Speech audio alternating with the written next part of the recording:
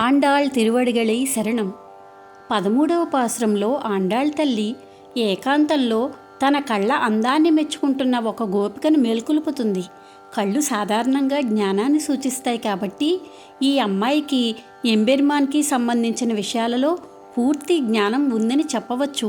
శ్రీకృష్ణుడు తనంతట తాను ఆమెను వెతుక్కుంటూ వస్తాడని ఆమె అభిప్రాయం. అరవిందలోచనుడైన శ్రీకృష్ణుని కళ్ళు ఆమె కళ్ళుకు సరిపోతాయి.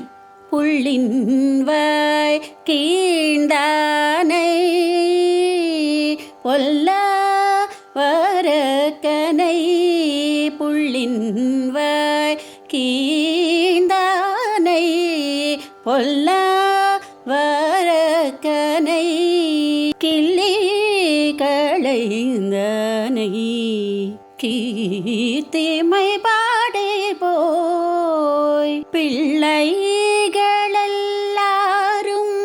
பாவை கிளம்புக்கார் வெள்ளி எழுந்து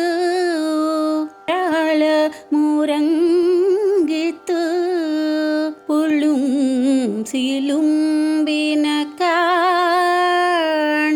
போதரே கண்ணினாய்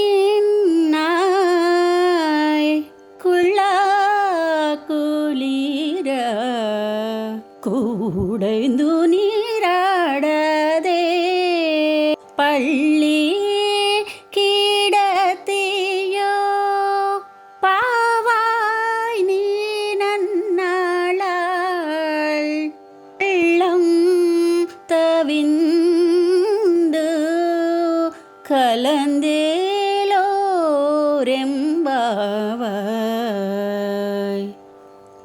పక్షి శరీరమును ఆవహించిన బకాసురుడి నోరు చీల్చిన శ్రీకృష్ణుని, దుష్ట రాక్షసుడు రావణుని వధించిన శ్రీరాముని గానము చేయుచూ పోయి మన తోడి పిల్లలందరూ వ్రతక్షేత్రానికి చేరినారు.